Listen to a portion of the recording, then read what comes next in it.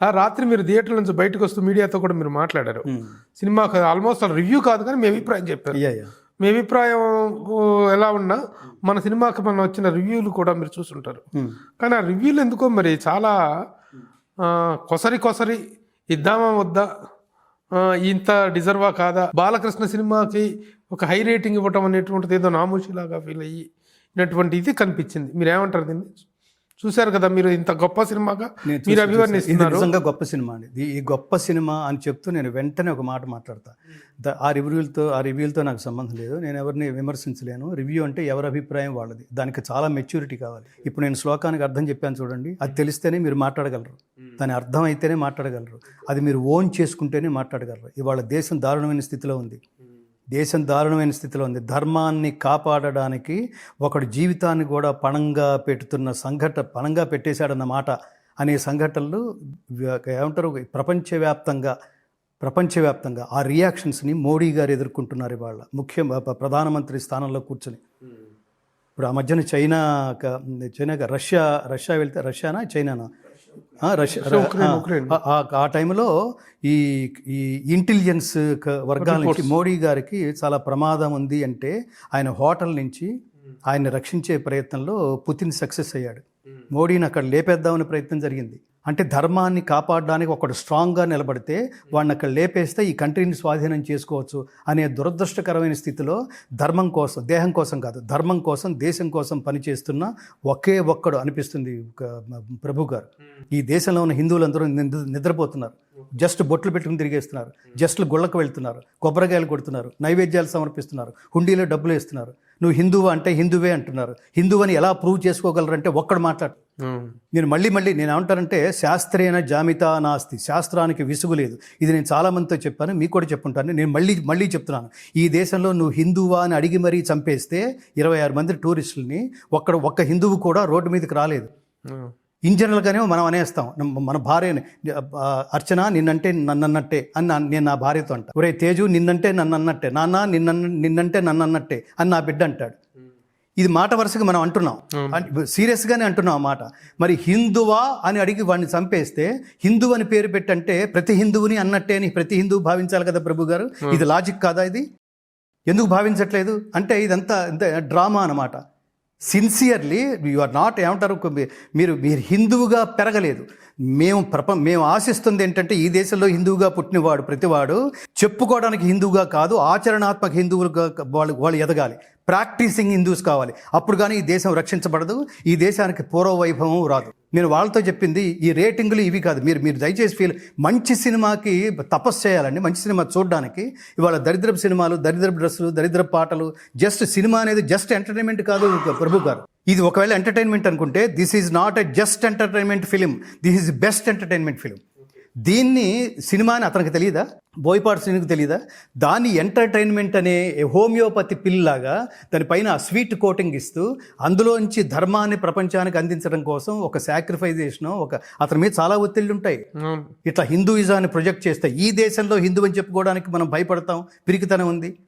అందుకని ఈ రేటింగ్లు నేను అన్నాను, దయచేసి మీ ఛానల్ ముఖతః ఈ భారతదేశంలో పుట్టిన ప్రతి ఒక్కటి నేను ఫస్ట్ రిక్వెస్ట్ చేస్తుంది ఏంటంటే ఈ సినిమా భారతదేశంలో ఉన్న ప్రతి భాషలోనూ అనువదించబడి రిలీజ్ కావాలి ఫస్ట్. రెండవది, దయచేసి మీరు మీ కుటుంబంతో వెళ్ళాలి, ముఖ్యంగా మీరు మీ బిడ్డలతో వెళ్ళండి. సనాతన ధర్మం అంటే ఏమిటి, భక్తి అంటే ఏమిటి, దేశభక్తి అంటే ఏమిటి. అపి స్వర్ణమయీ లంక నమే లక్ష్మణ రోచతే జననీ జన్మభూమిశ్చ స్వర్గాదపి గరీయసి. రాముడు చెప్పాడు దేశభక్తి అంటే ఏంటో. మొదట ప్రపంచానికి చెప్పిన దైవం శ్రీరాముడు. ఎక్కడికంటే లంకలో అడుగు పెట్టినప్పుడు లంక ఎంత అద్భుతంగా ఉందన్నా, ఏంటిది అసలు, ఇది ఎంత వండర్గా ఉంది అని 4 డైలాగులు చెప్పేశాడు లక్ష్మణుడు. వెంటనే రాముడు అన్నాడు, నీకు అలా ఉందేమో, నాకు అలా లేదు. నాకేమనిపిస్తుంది తెలుసా, జననీ జన్మభూమి, మాతృభూమి మాతృమూర్తి, 2 స్వర్గం కంటే గొప్పవి అర్జున, నాకు నా అయోధ్యే బాగుంది అన్నాడు శ్రీరాముడు. అది దేశభక్తి అంటే. ముందు నీ దేశాన్ని ప్రేమించు, తర్వాత మిగతావన్నీ. ముందు నీ తల్లిని ప్రేమించు. పక్కింటి తల్లి అవ్వదు, పక్కింట్లో ఉన్నవాడు ఆంటీ అవుతుంది, లేదా తల్లి లాంటిది అవుతుంది, కానీ తల్లి ఎలా అవుతుంది? ఏమి చిన్న ఇది కూడా తెలియదురా మీకు? రివ్యూస్ ఇచ్చేసి, రేటింగ్లు ఇచ్చేసి నేనేదో తీర్పు ఇవ్వగలిగే స్థానంలో ఉన్నాను అనుకుంటే మనం ఎన్ని చూసి వచ్చాం ప్రభు. ఇది ఏమంటారంటే హర్ట్ చేయటం, హర్ట్ చేయకపోవటం ఇది కాదు. నీ ఒపీనియన్ని ప్రపంచానికి ఇచ్చే ముందు ఒక్కసారి విశ్లేషించు. వాడెంత పెయిన్, ఎన్ని ఎన్ని ఎన్ని వందల కోట్లు దాని వెనకాల. ఇది జనాల్ని అసలు ఫస్ట్ చూడాల్సింది.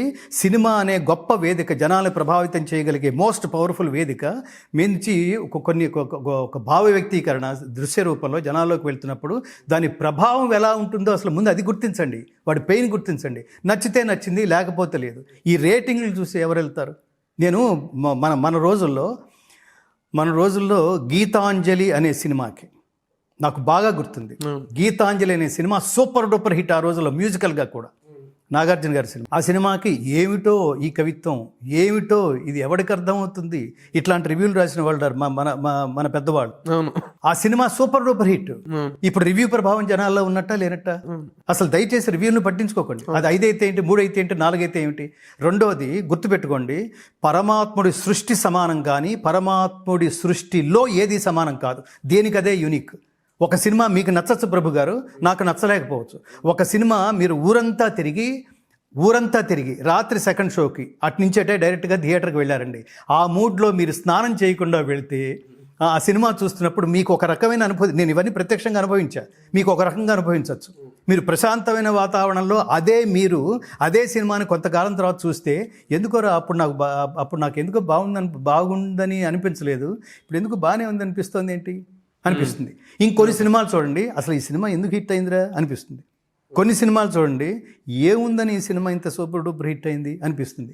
అసలు వీటికి, ఈ అభిప్రాయాలకి, కామన్ మ్యాన్ అభిప్రాయాలకి, రివ్యూలకి ఏమైనా సంబంధం ఉందా? ఈ రేటింగ్లకి ఏమైనా సంబంధం ఉందా? అందుకని నేను అనేది ఏంటంటే, నేను కూర్చున్నప్పుడు మాత్రం నేను పైగా నాలో ఒక రివ్యూవర్ కూడా ఉంటాడు. మన జర్నలిజంలో 12 సంవత్సరాలు ఉన్నప్పుడు నేను నా భార్య ఎక్స్ప్రెషన్ ఏమిటో, నా కారులో కూర్చున్న తర్వాత నీకేమి సినిమా ఎలా ఉందని అడిగాను. అంటే అంది ఆవిడ సింపుల్గా. ఇటు పక్కన నా స్నేహితుడు చలపతి కూర్చున్నాడు. నువ్వు చూస్తూనే ఉన్నావు కదరా, ఎన్ని చోట్ల చప్పట్లు కొట్టాను. వాడు ఆర్టిస్ట్. ఈ క్యారెక్టర్ నాదైతే నేను చేస్తే బాగుండు, లేకపోతే ఈ క్యారెక్టర్లో ఇది ఇలా అయితే బాగుండు అనే విశ్లేషణాత్మకంగా చూస్తుంటారు ఆర్టిస్టులు అయితే. వాడు అవన్నీ మర్చిపోయి చప్పట్లు కొడుతూనే ఉన్నాడు. నాతో పాటు రాజ్ కుమార్ గారిని కామినేనిలో పనిచేసే డాక్టర్ గారు ఉన్నారు. ఎలా ఉంది డాక్టర్ గారు అంటే, నేను నా ఫ్యామిలీని మిస్ అయ్యానని ఫీల్ అయ్యాను శాస్త్రి గారు అన్నాడు అతను. సో ఇవన్నీ నా పక్కన కూర్చున్న 10 మంది ఎవరికి ఒక పాయింట్ తక్కువ అట్లాంటి ఒపీనియన్ లేదు. ఇది ఖచ్చితంగా ఆలోచించి తీసిన సినిమా, ఆలోచింపచేసేట్టు తీసిన సినిమా. ఇది అంతటి గొప్ప సినిమా. సుమన్ టీవీలో మీ పర్సనల్ అండ్ బిజినెస్ ప్రమోషన్స్ కోసం కింది నెంబర్కి కాంటాక్ట్ చేయండి.